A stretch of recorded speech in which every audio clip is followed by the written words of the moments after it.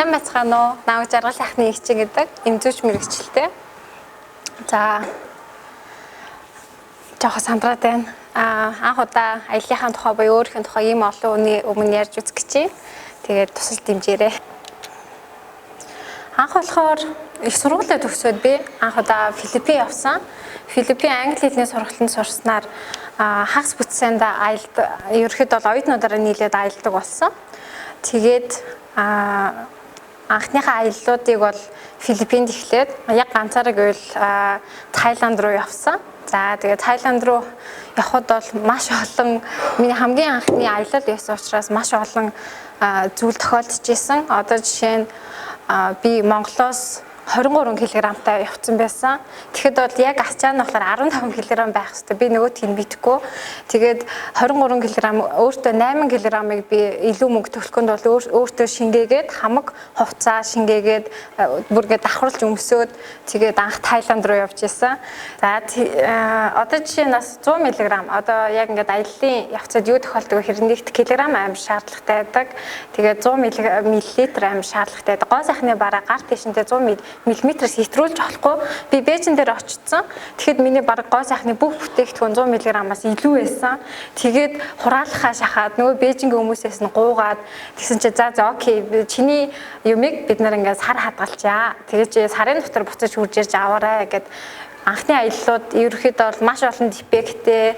Тэгээ буцаж ирэхдээ ч гэсэн би нэг 23 кг дээрээ буцаад дахиад баахан шопинг хийцэн амар их килограмм нэмсэн. Тэгээд яг ингээд онгоц руугаа аваад орсон чинь нөгөө нэг стажиэс онгоцны үржлэгч чинь за энийг буулгахнаа энэ бол үнэхээр багтахгүй нэ гэж хэлжсэн. Тэгээд би дахиад сонь царайлал надад үнэхээр мөнгө авахгүй би Таиланд хамаг мөнгө дуусгацсан учраас тэгээд шууд уйлцсан.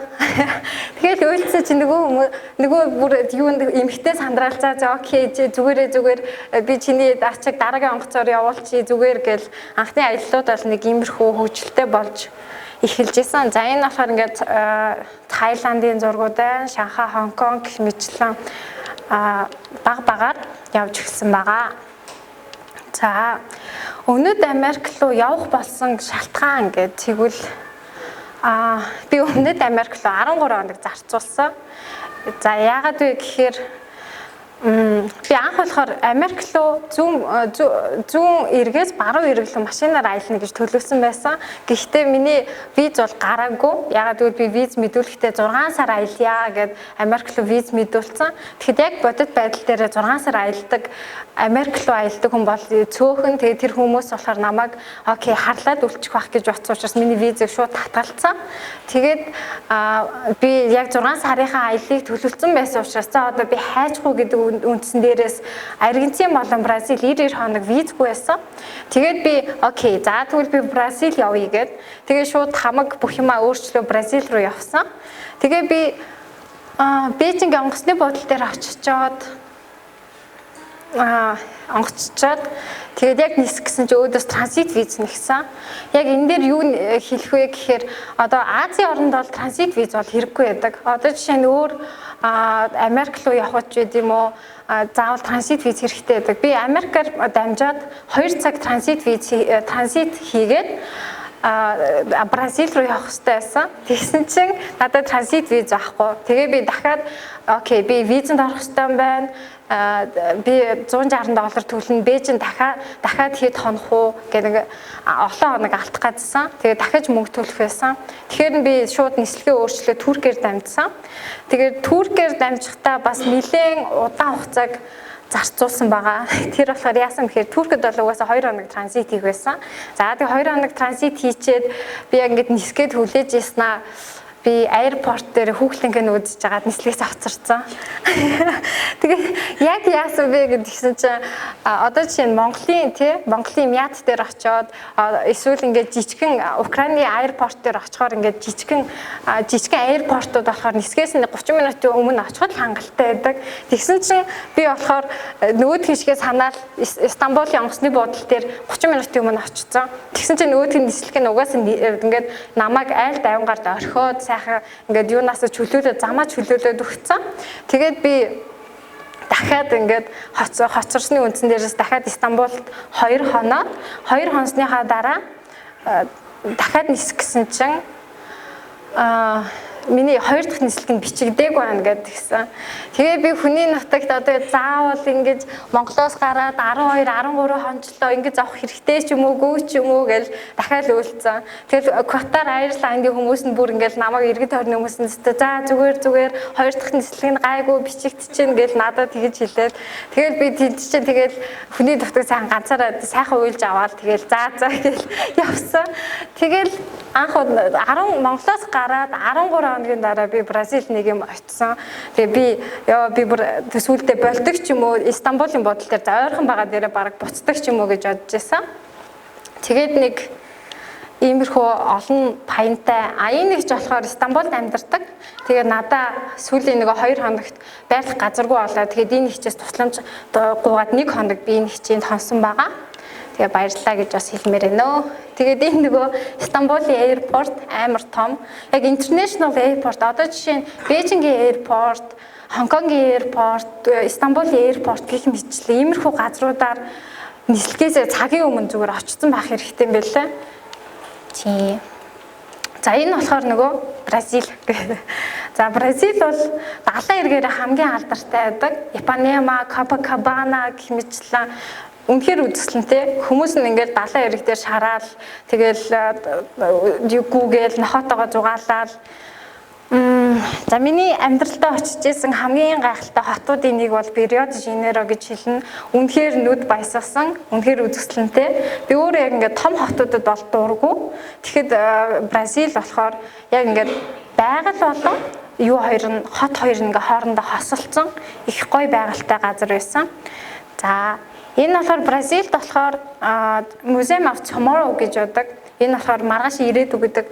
Тэгээд музейг болохоор бидний төсөөллөөр одоо миний төсөөллөөр гэх юм уу би бас очиод нэг зураг мураг үзээл за тэгэл дуусчдаг байх гэж боддог байсан. Тэгэхэд бол Бразилд би энд за баг хааж яхад 4 цагт 6 цагт хаах хэрэгтэй мэг 4 цагт очиод үзсэн. Тэгээд үнэхээр гайхамшигтай. Бүхэл бүтэн нэг өдрийг заавал энэ зориулах хэрэгтэй. Бразилийн үзэх ёстой газрууд бол чи зүгээр очиод алмаар нь зүгээр нэг одоо typical музей бол биш. Үнэхээр үзэсгэлэнтэй газрууд байдаг. Тий, за энэ нь болохоор Бразилийн үндэсний хоол байгаа. Бразилчууд яадаг вэ гэхээр өглөө өдөр орой будаатайгаа цуг шош иддэг, хар шошиг иддэг, бор шошиг иддэг, black bean, brown bean. Тэгээ бразилчууд дэлхийд хамгийн сайхан биетэйгээр алдартай, хамгийн гол нууц нь бол шош юм бэлээ. Тэгээд идж байгаа хоолноосоо бас их шалтгаалдаг юм бэлээ гэж. За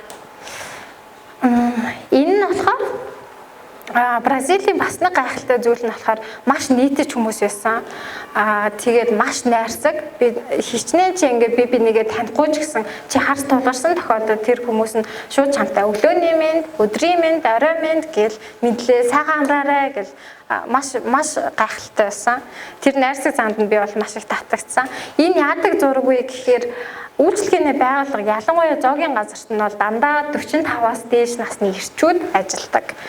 Тэгээд хэрвээ чи Бразилд очиод яг ямар газар орохоо мэдгүй байгаа тохиолдолд ерөөхдөө зөөгч нарыг хараад хамгийн хөвшин байгаа. Би бүр нэг 70 настай ч юм уу 80 настай ч юм уу бүр ингээд салганцсан цав цагаа өстэй өгөө надад үйлчилж ийсэн. Эхлээд хөвшүүн дүүрслүүлэхэд амар эвгүй. Тэгэхдээ үйлчлэгээ бол үнэхээр сайтай. Тэгээд манай Монголын эрчүүд ч гэсэн одоо юу гэдэг 40 50 нас үрчээд ажилгүй болох тохиолдол их байдаг. Тэгээд уул нь бол яг үйлчлэгээний ажил ч гэсэн энэ хүмүүс ингээд амьд жишээгээр Өмнөд Америкт бол эрчүүд нь бол дандаа зөөгч ажил хийж байдаг. Тийм. За энэ болохоор Ботаник гарден байна. Ботаник гарден нь болохоор Бразилд бол үзэх юм угаасаа л хангалттай их байдаг. Рио де Жанейрод бол үнэхээр зорж очих хэрэгтэй. Хамгийн олон зүйлийг үзэх боломжтой газар байгаа. Одоо бас энэ нэг юм байна. Ер нь бол нүд баясгасан маш олон сонирхолтой зүйл. Тэгээд урлагийн мэдрэмж ер нь бол маш өндөртэй хүмүүс гэж би дүгнсэн. За энэ болохоор Ипанема байна. Шөнийн байдал нь бол нэг иймэрхүү харагддаг. За энэ болохоор бас Рио де Жанейрогийн зураг байна. Энэ нь болохоор юу вэ гэхээр энэ нөгөө юугаар ингэж дээрш доошо буудаг хоёр уулын хооронд энэ маш бас алдартай байдаг. Ер нь бол VIP бол Бразилийн VIP бол үнэхээр гайхамшигтай гэж би бол хэлнэ. За энэ болохоор яасан бэ гэхээр Unlock podcast-ыг сонсдог хүн байна уу? За Unlock podcast-ыг сонсдог гэвэл яг нөгөө бид нар карнавалын үед яасан. Бразилд болохоор карнавал гэж маш том үндэсний баяр болдог. Тэр нь гэхдээ бразилчууд өөрсдөө жоохон дургу. Яагаад гэвэл маш их ингээд шоудалт болдог. Тамхи таталт болдог, өдөр шөнөгүй бүжиглэлт болдог. Тэгээд карнавалын үед нагийн болон тэгшээ хоёртой таарсан. Тэг яаж таарсан бэ гэхээр би анх болохоор очихдоо зөвхөн Аргентин болон Бразил хоёрыг үзнэ гэж бодож байсан. Тэгвэл тэнд очиод би юу н ягаад виз мэдүүлж болохгүй гэж бодоод очиод виз мэдүүлсэн. Бусад орныхоо Чили, Перу, Уругвай, Парагвай гэх бусад орныхоо бүх визийг Бразилд очиж мэдүүлсэн байгаа. Тэгээд амжилттайгаар миний виз гарсан. Парагвайгийн визэн дээр болохоор мэдүүлчихэд байжсэн чинь тэгшээ намайг олсон. Тэр болохоор яасан бэ гэхээр тэгшээ болон тэгшээд ингээд виз мэдүүлсэн чинь Бразилд анх удаа Парагвайгийн виз ингээд маш олон монголчууд мэдүүллээ. Энэ тэгсэн чинь энэ хүн окей би ингээд ямар монгол хүн байгаа ингээд харьцаж үзьегээд тэгээд тэгшээ нагийн ойртойгоо ингээд танилцсан байгаа. Тэгээд визний асуудал дээр бол шууд мэйл ичээд тэгээ мэйл ичээд онлайнаар бүх юмаа бөглөөд тэгээ зөвхөн яг ингээд мөнгөө төлөөд виз авах тохиолдолд очиж авч ирсэн. Их найрсаг санагдсан. За хамгийн гайхалтай визний материал гэвэл би бол Перугийн элчин сайдыг хэлнэ. Перугийн элчин сайд яасан бэ гэсэн чинь Монгол гэсэн чинь манай Монголын түүхийг маш сайн мэддэг. Түүх маш сайн сонирхдаг. Тэгээд Монгол хүнтэй би Монгол нэг найзтай. Тэгвэл би дахиад ингээ Монгол хүнтэй би таарж яа ингээд визнийх нь материал өгөхдөө ингээд тэр хүнтэй баг бүхэл бүтэн 1-2 цаг ингээд Монголын тухай яриад, түүхийн тухай яриад, нөгөө Чингис хааныхаа тухай яриад. Тэгээд нөгөө хүн чинь хамгийн гайхалтай зүйл нь надад Перу улсын бүхэл бүтэн 1 жилийн виз өгсөн. Тэгээд би ямар гоё юм бэ гэл тэгээд одоо хүртэл бид хоёр ингээ Facebook найзууд миний ингээд комментд ор ингээл коммент бичээл явж идэг. Тэр нь амар хөөрхөн санагддаг. Аялж байхад ер нь бол маш гоё хүмүүстэй их таардаг. Тэгээд тэрэндээ бас зүгээрээ юм болоо. Энэ их угаасаа нэг хамгийн алдартай. Бас л хүн болго хардаг баг. Яг бодит байдал дээр маш их хүн байдаг. Чи ганцаараа зураг авах болно гэж угаасаа байхгүй. Тэгэл энэ олон хүний дунд ингээл ганц авахгүй байгаа зураг л энэ байгаа. За энэ болохоор Бразилийн гэр хорооллын зураг байна. Яг одоо дундлын хэсгийг харуул энэ болохоор Бразилийн гэр хороолл байгаа. Бразилийг аюултай гэж ярьдаг. За одоо чинь Олимпийн үеэр нөгөө YouTube-ийн интернет амар их ингээл цүнх мөх булаагаал яваадсан шүү дээ. Тэгээ би ч гэсэн нэлийн аюултайх гэж бас анхандаа одоо баг ийш явах хэрэг байна уу? Одоо баг хэрэгтэй ч юм уу гүч юм уу гэж амар бодож исэн. Тэгээ яг бодит байдал дээр очиход бол шал өөр байсан. Аюултай байх нь бол угаасаа тэр чин дэлхийд газар нутгаараа тавд ордог, хүн амаараа тавд ордог. Тэгэхээр хаанч байсан чи аюулт бол учрах бол боломжтой байхгүй. Жишээ нь Монгол ч гэсэн боломжтой шүү дээ. Тэгэхээр аюулгүй байдлаа бас хангах шаардлагатай гэж бол хэлнэ. Тэгэд нэг гайхалтай зүйл нь болохоор харуул хамгаалт их сайтай байсан, цагдаа нар их сайтай байсан. Тэр нь яасан бэ гэхээр би ингээд ганцаараа сайхан хайкинг хийх гээл юмаа өөрсдөө явж байсан чинь цагдаа намайг зогсоогоод үгүй чи хайчих чаа ингээд надаас Португалаар ингээд нэг юм яриад л байна. Би нөгөөдх нь ойлгодгүй. Тэгээд окей гэл тэгсэн чинь нөгөө цагдаа чи намайг нэг том буудлын руу авч ороод ресепшнераар англи хэлээр надад яриулж өгч байгаа байхгүй. Тэгээ нөгөө ресепшн надад тайлбарлахдаа окей чи ийшээ хайчих чаа гэдэг. Тэгэхээр би тэр уул руу хайкинг хийх гэж байна гэд тэгсэн чинь үгүй чи явж болохгүй. Ягаад гэвэл тэнд буудал зам болж байгаа гэд буудал зам болж л ярьдаг. Тэр нь бол энгийн үзэгдэл гэж байгаа байхгүй. За тэгээд намайг яг тэр safety хэсэг дээрээ аюулгүй хэсэг дээрээ цагдаа нь ингээд энэ эргээс нөгөө эрг хүртэл хамгаалсан харуул хамгаалт нь байж байгаа аялал жуулчлалын хүмүүсээ ингээд өөр жишээ явуулдаггүй тийм хэсэг байсан. Тэгээд би цагдаа нарын ачаар буцаж гэртээ ирүүл харсан. За энэ болохоор paragliding миний хийсэн бас л хамгийн гайхалтай зүйл байсан. Энэ $60 байдаг. Угаасаа нэг л амьдарч байгаа юм чи бас хийх хэрэгтэй олоо гэж бодож чинь ийм уулан дээр машинаар дээшээ гараад тэгээд ингээд цаашаа өсөрдөг байгаа. Хүнтэй хамт өсөрдөг байгаа. За энэ нь болохоор яг карнавалын үе байна. Карнавалын үеэр нь бол яг Сан Пауло руу би бол явцсан. Сан Пауло Сан Пауло гэдэг нь болохоор ерөөхдөө бол ажилчдын хот гэж хэлж болно. Рио де Жанейро болохоор яг ингээд шоуучдын илүү тайван амьдрахыг хүссэн хүмүүс байдаг. Тэгээ Сан Паулогийнх нь болохоор Рио де Жанейрогийнхэнтэй дургу, Рио де Жанейрогийнх нь болохоор Сан Паулогийнхэнтэй дургу. Яасан гэсэн чинь Сан Паулогийнх нь амар сериусны хүмүүс. Тэгээ эднэр бол ингээд амар шоуч Рио де Жанейрогийнхан бол гэж ярьдаг.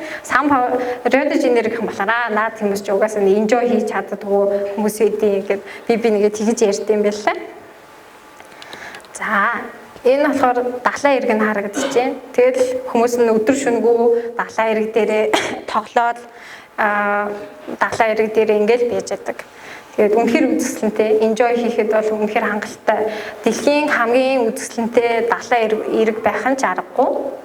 Тийм энэ одоо карнавалын үеэр хүмүүс ингээд өдөржин шөнжин гудамжаараа яваал бүжиглээл ингээл пив уугаал тамхиад таал. Гэхдээ энэ амар гоё байсан л та.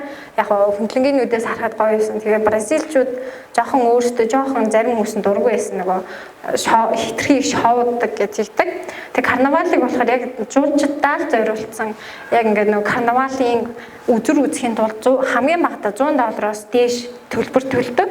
Тэгээ $100-оос дээш төлбөр үзэж нөгөө нэг Бразилийн саалса гэх мэтлэн бүжгүүдийн үзэж яг тэр дотор нь үздэг юм байлаа. Энэ болохоор Бразилийн нэг гайхалтай зүйл нь энэ болохоор нөгөө харааны бэрхшээлтэй хүмүүс зориулсан музей байгаа.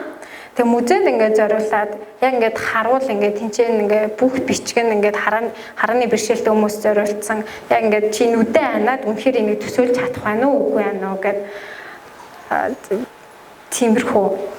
Тэгээд нэг амар бас нэг хөөрхөн зүйл нь өмнөд Америкчууд нохоо муурандаа бас амар хайртай. Годамжны нохоо муур гэж бараг байдаггүй. Тэгээд таарах болгонд ерөнхийдөө бол нэг хүн нэгээс хоёр нохоо зоолтой хөтөлцөн явж яадаг. Тэгээд тэр нь болохоор ямар ч тийм үйлдвэр юм байхгүй. Зүгээр л стрит миксүүд монголоор ярил нэг үйлдвэргүй нохоонуудыгаа яг тэд нэр ингээ өөрийн юм шиг хайрлаад явцдаг юм байлаа. За миний болохоор мөнгө хэмсэн хамгийн чухал зүйл бол би болохоор улс доторх биш улс ингээд дамжих биш улс доторх нислэгүүдийг сонгож явсан байгаа. Одоо чинь Бразилийн Рио де Жанейрогоос би Сан Паулогоос Foz do Iguaçu гэдэг арал руу явсан. Энэ нь болохоор юу гэдэм бэ гэхээр 3 улсын хил дээр байрладаг одоо Парагвай, Аргентин, Бразил гэх мэтлэн 3 улсын хил дээр байрладаг хүрхрээ байгаа. Энэ нэр хуушур байна. Хуушур гэдэм билээ. За тэгээ Foz do Iguaçu болохоор Ширэнгэн хойд 20 км дугуй унж явсан. Энэ бас их сонирхолтой, миний хувьд бол их сонирхолтой байсан. Монголд бол уулын дугуй бол хичээж байгаагүй. Тэгээд Ширэнгэн хойд бас хийж үзэх ёстой зүйлийн нэг болов уу гэж бодож байна. За энэ нөгөө миний яриад байгаа хүрхрээ байгаа. Энэ яадаг вэ гэхээр чи Бразилийн талаас бол Аргентины талаас үзэж болно. Яг энэ харж байгаа нь болохоор Бразилийн талаас байгаа. Тэгээ надад болохоор Бразилийн талаас илүү үзэсгэлэнтэй байсан. Одоо ингээд харахад юм байгаа. За Бразилаас болохоор нөгөө Аргентин, Парагвай 3 ойрхон учраас шууд машин түрээслээд Аргентин руу явсан байгаа. Одоо энийг харуул юуных нь цэгэр тал нь болохоор Аргентины тал, ногоон тал нь болохоор Бразилийн тал ингээд нөхөрлөлийн гүүр гэж байдаг. 3 улсын нөхөрлөлийн гүүр энэгээр нэг алхаад машинаар яваад ингэж явж болдог. Аргентины талаас болохоор Foz do Iguaçu хүрэхийг үзэхийн тулд тренер явдаг. Энэ ингээд тренер энэ миний хүрхрээ. Ер нь бол би байгальд илүү их дуртай. Тэгээд миний нүд илүү яг ингээл ийм гайхамшигтай зүйлийг харахад гайхалтай мэдрэмж төрдөг. Энэ болохоор яг үндснийх нь цай байгаа. Яг юу вэ гэхээр бүр ингээд дүүртэл нь идэгээ игээд доотлол нь ингээд ус хийдэг. Тэгээд яг энэ хэсэг нь болохоор соруул байдаг. Соруулаар сордог. Энийгээ өдөр шөнөгүй ууж явд юм байлаа. За одоо болохоор Парагвайгийн хэсэг ярих гэж байна. Парагвайгийн хэсэг болохоор уул нь бол автобусаар болон машинаар явдаг. Тэгтэл яг бодит байдал дээр маш их бөглөрөөтэй байсан. Тэгээд за одоо ийш яаж явд юм бэлээ гэж бодож исэн чинь ингээд такси байд юм бэлээ. Тэгээд такси гэдэг нь болохоор энэ одоо мото такси $5 төлөөл чи бүхэл бүтэн хөлийг давчдаг. Гэхдээ хамгийн сонин зүйл нь болохоор би Парагвайгийн визийг $86 авсан. $86 авахдаа тэгэхээр би тэрийг ашиглаагүй. Яагаад вэ гэхээр одоо ингээ харагдаж байгаа тэр нэг юутай хэсгээр нь би зүгээр мото таксигаар би энэ оронд би анх удаа ямар ч штампгүй хинч миний паспортыг шалгаагүй би зүгээр таксигаар мото таксигаар гараад ирсэн. Тэгээд ингээ гэхдээ би та нарыг заавал те Парагвай руу нэг визгүй бити яв гэж хэлж байгаа юм биш л дээ. Хэрвээ баригдвал мэдээж асуудал үүснэ. Гэхдээ бас ингэж явж болдсон байлээ шүү гэж хэлэх гэсэн. Тэгээ би бол ингэж явсан. Тэгээд надад бол Парагвайгийн виз байгаа ч гэсэн штамп бол даруулаагүй. Орсон штамп ч байхгүй, гарсан штамп ч байхгүй. За Парагвай гэдэг нь болохоор яг юу юм бэ гэхээр яг энэ хэл дээр болохоор ерөнхийдөө Парагвайгийн Өмнөд Америкийн Ирэн гэж нэрлэдэг юм байна лээ.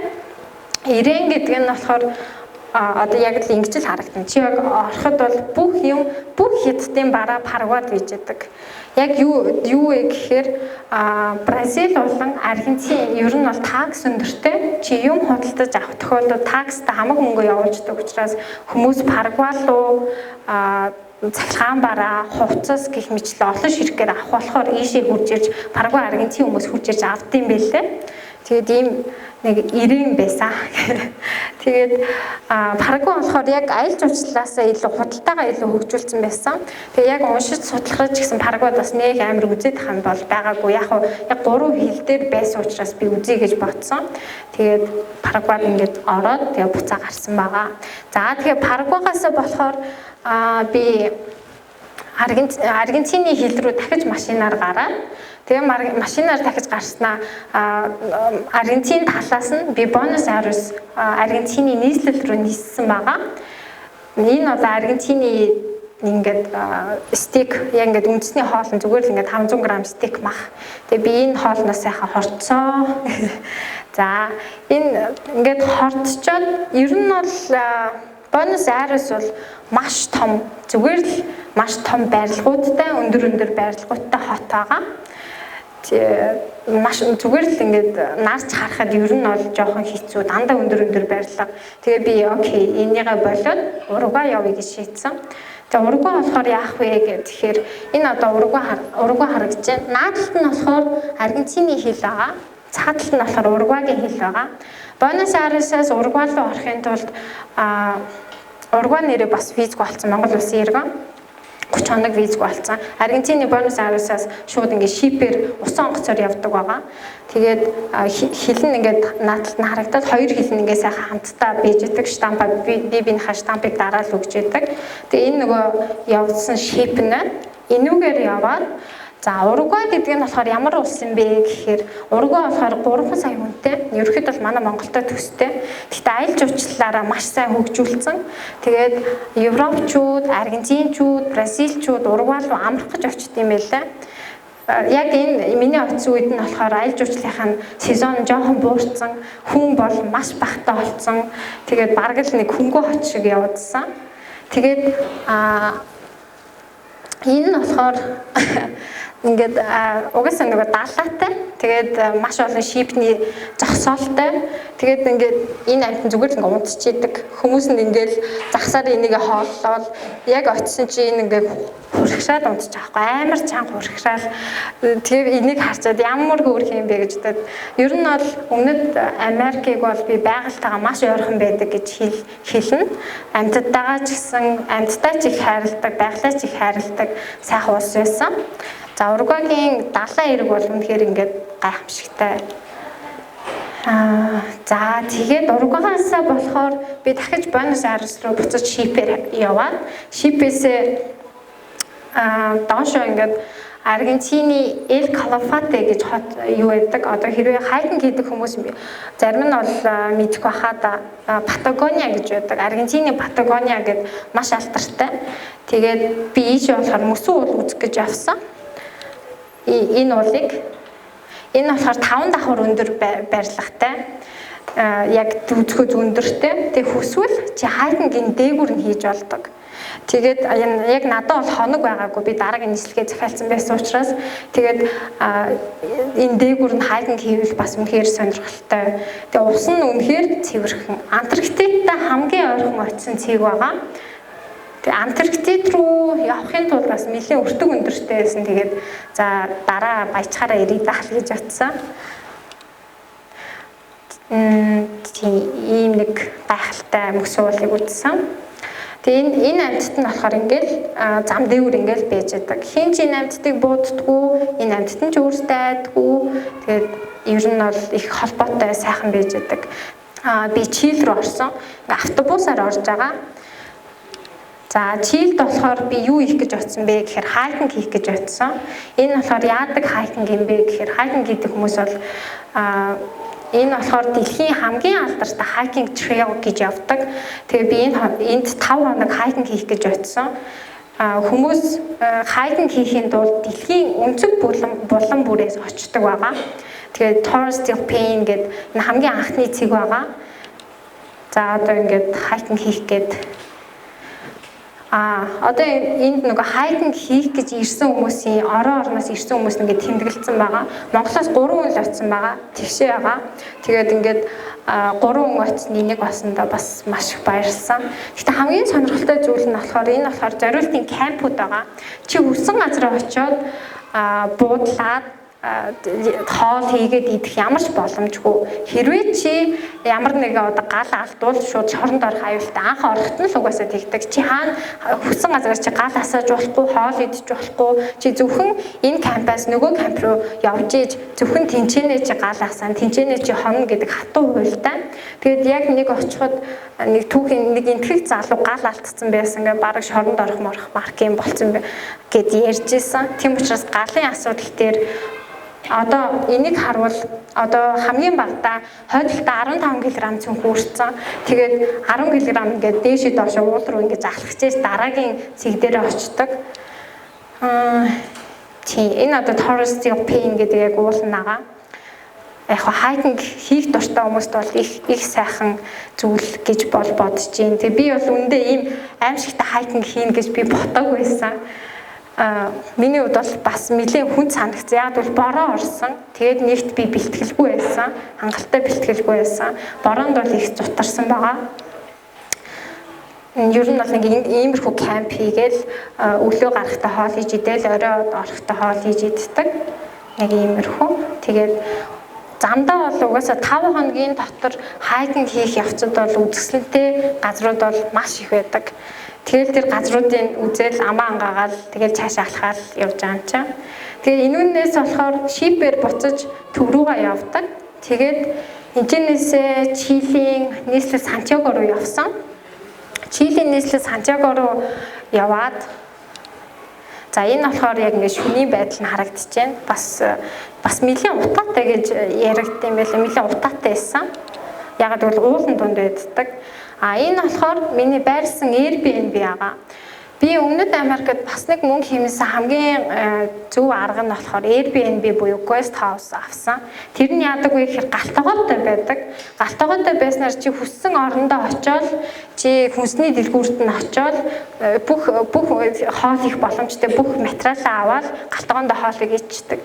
Яадаг вэ Өмнөд Америкийн хоол нь бол үнэтэй. Одоо дайггүй нэг зүгээр энгийн нэг хортгүйхэн шиг ресторанд орё гэж бодож ивэл нэг $15. Тэгээд өдрийн 3 удаа хэршин $45.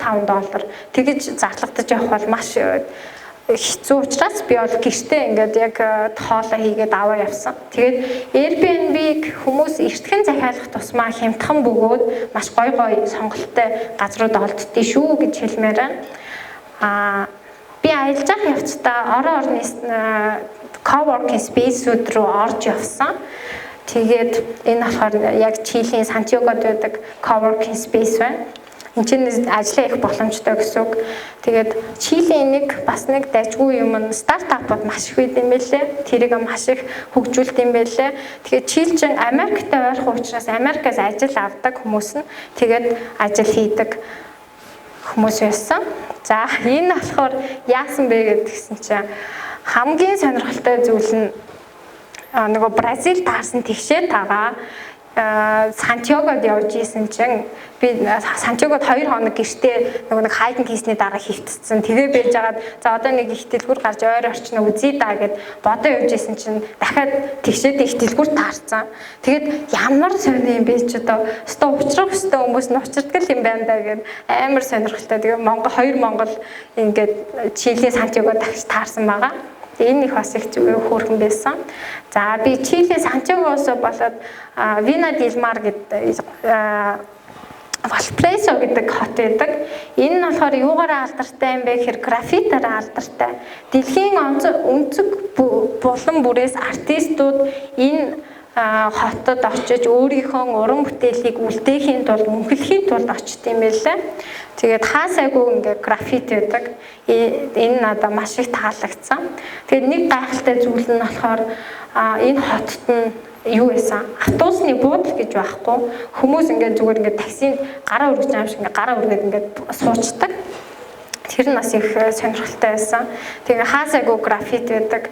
Энэ нь болохоор яг яасан бэ гэхээр нэлээд ядуу ялангуяа яг дайнд өртдөг далайн хэсэгтээ энэ хот тэгээд нэлээд ядуу улстай байсан. Тэгээд хүмүүсийн сэтгэлийг ингээд сэргээхийн тулд хот нь ингээд албан ёсоор граффит хот болгоод ингээд хүмүүсийнхаа сэтгхүү хөгжүүлэхийн тулд чи ингээд хүссэн газараа өөрийнхөө дурын бүтээлийг хийж болно гэдэг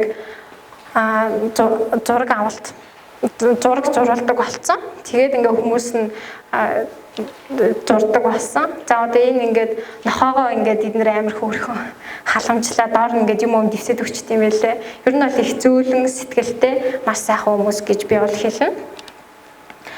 За энэ нь болохоор Чилийн Сантьягоос болохоор би шууд Перугийн Лима нийслэл рүү ниссэн. За Лима нийслэл нь болохоор яг нөгөө олон сайхан музей бас байд юм байл. Энэ болохоор яг алттай музей байна. Ингээ бүх юм нь алтаар хийцэн. Ингээл энэ болохоор алт. Ингээл алт гэл ингээл маш үзэсгэлэнтэй. Энэ болохоор бууны музей байсан. Би ер нь жоохон музей төрлийн хүн гэдгээ бас сайн ойлгож авсан. За энэ нь болохоор ийм пирамид байгаа. Яг яадаг вэ гэхээр энэ нөгөө бурхтын дахил өргөдөг байсан ийм пирамидын хэсэг байгаа. Тэгээд энэ яг нийслэлийнхаа бүр ингээ голд нь хийж идэм байлээ.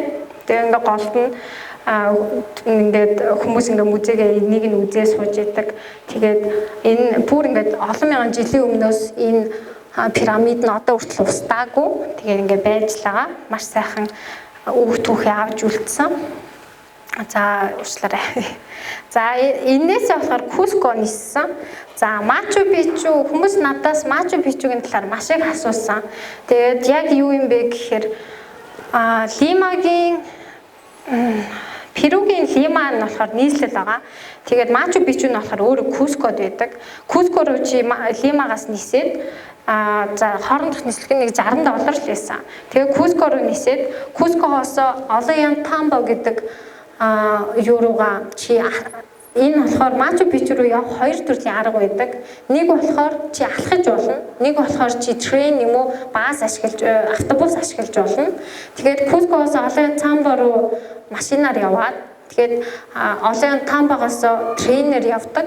Тэгээд трейнерээр явснаас Aguas Caliente гэдэг ингээд яг гол хотод нь очдог байгаамаа. За энэ болохоор Мачу Пичугийн Куско хотод нь очиод чи тренингийн билетийг авч болно. Гэхдээ интернетээр ер нь бол эртхэн захиалжуул их зүгээр байсан. Гэхдээ тренинг би билет авах гэсэн чинь заавал Перу улсын карттай байж авд юм байлээ. Тэгэхээр тренинг бол юугаар авдаг? Заавал очиж авах хэрэгтэй юм байлээ. Харин Мачу Пичу руу орох тикетийг болохоор чи онлайнаар авч болно. Онлайн сайт байдаг тэрүүгээр нь авч болно. Тэгээ Мачу Пичу гэж бас Хуана Пичу гэж бас нэг уул байдаг. Хэрвээ чи тэр уул руу хайдан хийхийг хүсвэл тэрнлүү чи бүр маш их захиалга өгөх хэрэгтэй. Тэгээд тикет авах хэрэгтэй. Ягаад гэвэл нэг өдөрт 801 л авдаг тэр уул руу зөвхөн хайдан хийх зөвшөөрлөлтэй. Тэгээд маш олон жуулчид тэрнлүү хайдан хийхийн тулд бүр эртнээс бараг 6 сарын өмнөөс захиалсан байдаг. Хэрвээ чамд цаг хугацаа байвал хайдан хийчихвэл их зүгээр. Угаасаа Мачу Пичугийн замд бол маш үзэсгэлэнтэй учраас чи зүгээр л яг Мачу Picchu зорж байвал баг хайкинг хийчихвэл зүгээр. За хайкинг хийхдээ болохоор яг юун дээр анхаарах вэ гэхээр хүмүүстэй хамт явд юм байлаа. Чи дураараа бас ганцаар хамт явахгүй. За хүмүүстэй явахдаа болохоор яадаг вэ гэхээр хүсвэл чиний ачаагийн чинь нөгөө авч явж байгаа гайд чинь бүр ингээд үүрч мүрээд амар тав тухтай явуулд юм байлаа. Тэгээ угаасаа энэ нөгөө шат амар өндөртэй уул ингээд огцом уултай алхахад бол хэцүү ч гэсэн бас амьдралтаа хийж байгаа хамгийн гайхалтай зүйлүүдийн нэг байх болов. За энэ болохоор Перу улсын иргэд өөрсдийгөө Монгол гэж ярьд юм байлаа. Тэр нь амар сонирхолтой байсан. Яасан гэсэн чи 10 жилд нь угаасаа Монгол гэж заадаг. Тэгээд торгоны замаар энэ манай буудлын өвөө байгаа. Энэ манай буудлын өвөө тэгээд индиан нөхөр хамгийн гайхалтай энэ хүн 7 хэлээр ярьдаг. Хятад хэлээр ярьдаг, англи хэлээр ярьдаг, орос хэлээр тэгээд өөрийнхөө үндэснийхээ 2 хэлээр ч ярьцдаг. Тэгээд түүхээ маш сайн мэддэг. Монгол гэж ярьсан чинь бид нарыг бүр ингээл амар гоё хүлээж аваад ямар гоё юм бэ гэл. Тэгэл ингээд Монгол би ч гэсэн Монголын иргэн гэл. За яг өмнөд Америкийг харахад бол яг Перугийн улсыг харахад бол юу байсан? Перучууд амар намхан бор ер нь бол монгол шиг байсан. Тэгээд за энэ бол монгол гэж хэлэх нь бас үндэслэлтэй байна гэж бодсон. Жишээ нь одоо юу гэдэг нь Бразил, Аргентин энтерд очиход бол шал өөр. Тэгэхэд бол Перугийнхан бол яг Монголтой бол их төстэй. Тэгээд энэ альпака буюу лама гэж амтан байгаа. Энэ ингээ яг манай Монголын хонь шиг амар хөөрхөн нэг ийм хөөрхөн зулцгууд нь өстэй амар хөөрх юм байлээ. Тэгэл яг эднийхээ юугаар үсийг ашиглаж кашмир их хэрэгэлт юм байлаа. Эднэрийн кашмир бас амар үнэтэй. Тэгээд маш үзэсгэлэнтэй амтан. Тэгээд тийм амьдтынхаа махыг бас иддэм юм байлаа. Эсвэл бас идэж болно. Үндэсний хоол нь бас энэ махаараа хийж идэм юм байлаа. Нэлээд тийм аргу яг л нэг зээри мах шиг л. За үндэсний хувцас нь бол нэг иймэрхүү. Яг энэ үед Олонтамбо хот харагдаж байна. Энэ нь болохоор яадаг вэ гэхээр яг ингээ үндэсний шашных нь баяр болж исэн. Тэгээд ийм үндэснийх нь хувцастай, ирчүүд нэг иймэрхүү хувцастай. Тэгээд энэ бол үндэснийх нь бүжиг нь харагдаж байна. За энэ намайг ингээ Мачу Пичуд би тренер очсон намайг хүлээж авч байгаа. За Аква Кальенте гэдэг нь болохоор яг Мачу Пичу орохоос тосгон байгаа.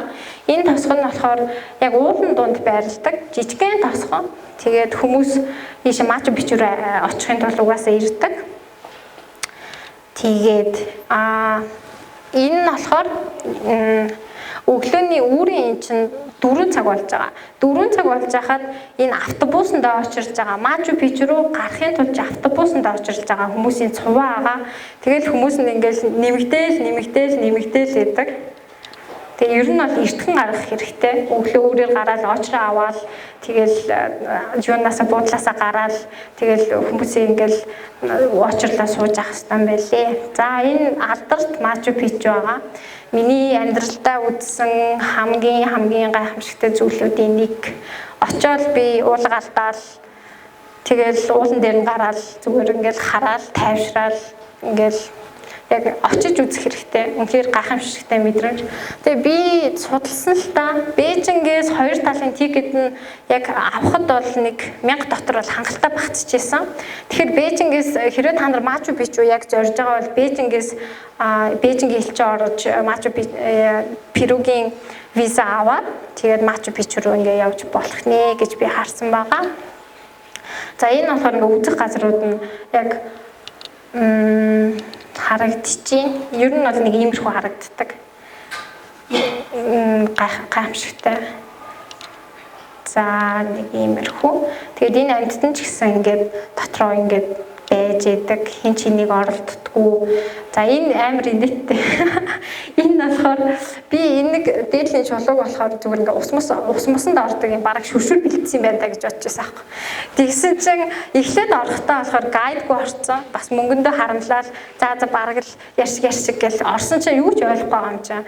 Ийм сайхан газрыг чи гайдгүй үзнэ гэж угаасаа л байхгүй. Чи тэгээд гайдтаа за нэг $40 төгсөн санаа $20 хэдэн доллар байла. За юу ч доллар төлсөн. Тэгээд яасан бэ гэдгийгсэн чинь энийг ингээд шүшүрт ордын бах гэл ингээд зураг мураг авахгүй л. За нэг иймэрхүү юм байт юм байна да гэд яг нөгөө хүмүүсээс нь асууж энэ зүгээр л ингээд лаагаа ингээд галаа тавьдаг гэсэн үг байхгүй. Тэгэхээр гайдгүй бол явахгүй. Яг иймэрхүү гайхамшигтай газар бол гайд авах хэрэгтэй.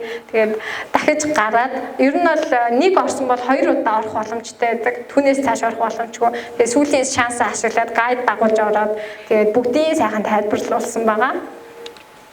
За, Мачу Пичугийн зориултын бүр ийм стамп байт юм бэлээ. Тэгээ хүсвэл та нар пассвортын дээр Мачу Пичугийн стамп даруулж болно. Өөртөө очиод ингээд дарчт юм бэлээ.